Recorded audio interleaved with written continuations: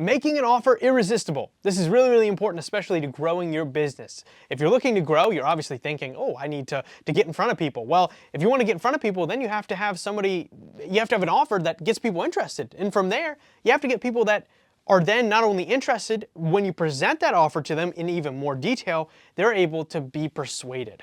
And this is really, really important, especially in the marketing sense. It's imperative, especially when you're handing it off to your salespeople who then have to kind of deal with it. So it helps qualify your leads by just having a good offer, and it helps close your leads by having a good offer. So it's just really important. One of the main concepts is if you're able to create enough value in your offer, you're not selling to people, you're providing an investment, right? People see it as their desired outcome coming to fruition. So that's kind of more of what we want to see it. We don't want to see you trying to just sell. We want people kind of coming to you and working through it and seeing your offer, and it's everything. It hits all the points that a person needs, and you're able to then move into the sales process and get them in your customer journey. So that's the goal. All right, let's jump into the value equation. The value equation is really, really simple. It's the top part of your equation, which is the perceived value you want to really, really increase, and the bottom part of your equation is time and sacrifice, and you really want to shrink that. So let's actually kind of dive into it. So the value equation, you can see it up on the screen. There's also a PDF that you can download, and you can actually walk through this whole video with me. Might be helpful. That way you can actually visualize it, and it has spots where you can write in. It's pretty cool, so it'll help a lot. But either way, the value equation is the desired outcome plus the probability of success of that desired outcome, all divided by the time delay plus the sacrifice on the client's part. So this works for B2B, B2C, it doesn't matter, but the main goal is to increase that perceived value. So you want to have a good desired outcome. That's something we're going to get into in pretty good detail, but then you have to have a really good guarantee almost, or not even a guarantee, but it feels like a guarantee to them that that desired outcome that they have is going to get accomplished. And from there, then you have a really, really high perceived value. From there, all you got to do is shrink the bottom of the equation, which is time and sacrifice. Boom, you're going to have a really, really good offer. So let's jump into the actual specifics of a desired outcome. All right, a desired outcome. What is a desired outcome for your customer? You probably know. You're probably thinking, oh, well, they would really like this or that. And what I do often find when I'm talking to companies is they kind of think more from the perspective of adjectives. So they're kind of describing what their customer would want as a byproduct of it, but they're not actually getting to the root of it. So I'll use us, for example. One of our offers is we guarantee 10,000 views on your podcast your first month, okay? That's the guarantee. So what is the desired outcome there? Well, the desired outcome we could say is, oh, well, you wanna get views, you wanna have a good edited podcast, you want it to look good, you want it to be something that you can show to people, you just kind of keep going down the list. But the honest truth is that people typically want to build a brand, right? That's the actual basis to why they would like that 10,000 views, right? What is the ideal outcome for my customer? So really find that a root cause, that root outcome that they want, because there's a very, very important lesson here, and this is true across marketing in general. You cannot change people's desires, you can only channel it. And that's a really, really important part. So don't worry, do not try and say, oh, well, I'm gonna make their desire this. That will never work. So make sure that you're just channeling it, you're guiding it, and it'll work out great. So find that desired outcome that is absolutely perfect for your customer. And not only that, write down about 10. Write down about 10 different ones, because you may have different services, and guess what? The desired outcome per service is going to be different. So write down at least 3 to 4 desired outcomes per service that you provide, per service or product, depending. Obviously, if you're B2C, you have a product, right? Your customer, let's say you're selling vacuums, write the desired outcome, 3 desired outcomes for that vacuum for your customer. So that's what you want to do. Once you get a strong desired outcome, you can then go to the probability of success. All right, the probability of success. So what that entails is really simple. It's how can you convince these potential leads that their desired outcome is going to come to fruition, right? How are you going to do that? And there's a couple different ways. You can do it through guarantees, you can do it through testimonials, but the honest truth is that it may differ per offer, right? So for instance, with us, with our 10K views, we guarantee that, right? Or your money back, right? Boom. That's a guarantee. That's really the best that you can do. The best you can do is a guarantee. Say, okay, I found their desired outcome. Now let's see exactly what the guarantee is going to be, or the what would I say, the probability. So, and maybe it's not something that you can 100% guarantee. However, there is an element of everything that's less than a guarantee, you will lose some value. So that's just an important thing to remember. So either way, just remember, try to make your customers feel like it's going to happen. That's testimonials, guarantees, whatever is going to build that vision and make it real and make it, like tangible for your customers. And remember, it's just the probability of success of their desired outcome. That's all it is. So that's the top part of the equation. You have the desired outcome plus the probability of the success of that desired outcome. Boom. So that's the perceived value. That's the value that's the top part of the equation. The bigger you make that top part of the equation, the more value it's going to equal. So now, we're moving into the bottom part of the equation, which is time delay plus the sacrifice, the effort and sacrifice on the part of your customer.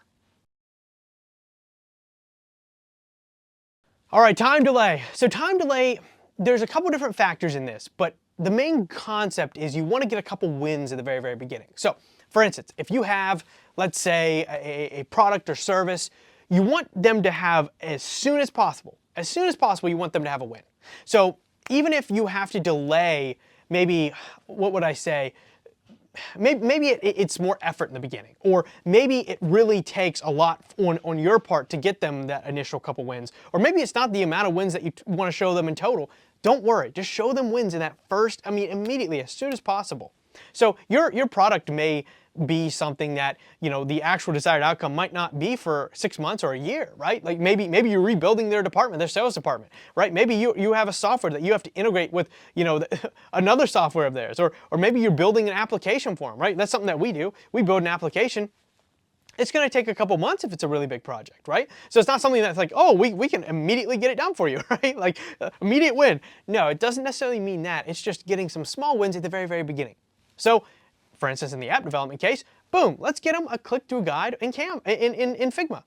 Perfect. Awesome. So it's actually interactive. People can click through it. So it ends up really becoming it comes to life. They feel like, oh my goodness, it's like an app. I can click through it already, right? And they can give edits, and we make the edits. Boom.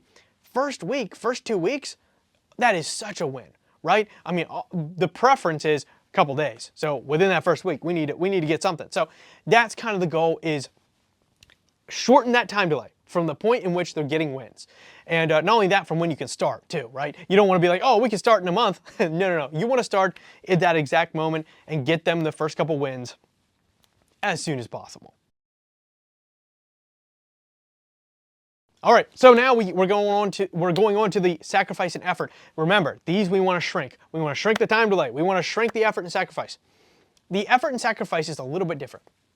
It's a little harder because the honest truth is the best case scenario is it's a completely done for you service. If you provide a completely done for you service, oh my goodness, you have killed this part of the equation. If you have a software, if you're doing, HVAC, if you're doing something that you're completely taking all the worry out of the customer's hands, you're in good shape. So now what if you don't, right? What if it's not? Because if you're like, oh yeah, mine's a completely done for them process. All right, well make sure it really is, right? Make sure you go through it and you go through your customer journey and say, at what points am I touching the customer, or the customer has to touch this project? Let's make sure it's completely done for them, right? Just verify in your own mind. And then on top of that, maybe there's some things that you can cut out or you guys could do, right? You're just making a completely done for you process. Now, let's say it's something that isn't completely done for you. Let's go back to our podcast offer, right? We guarantee 10,000 views in the first 30 days. Boom. That's big, right? That's a big goal. But guess what? It's guaranteed. So we have the desired outcome. We have the probability of it actually happening, which is, it's guaranteed or to get their money back. So all that's divided by the time delay, right? All right, well, when we get started, we're going to have their content out. literally the next day, right? We want to have them onboarded first day and boom, have content out the next day. Now, guess where the hard part is?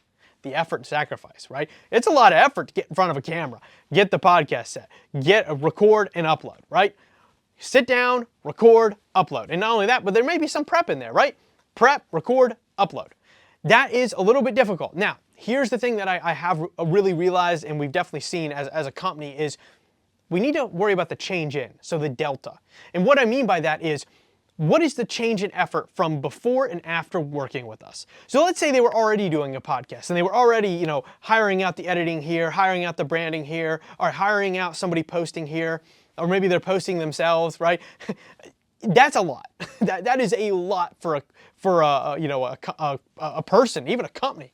So that's kind of the main concept is, if we come in and somebody's already doing a podcast, well, guess what? There's not much change in, right? Because we're actually taking work off their plate. So the effort and sacrifice is actually going down on their part. So that's a win.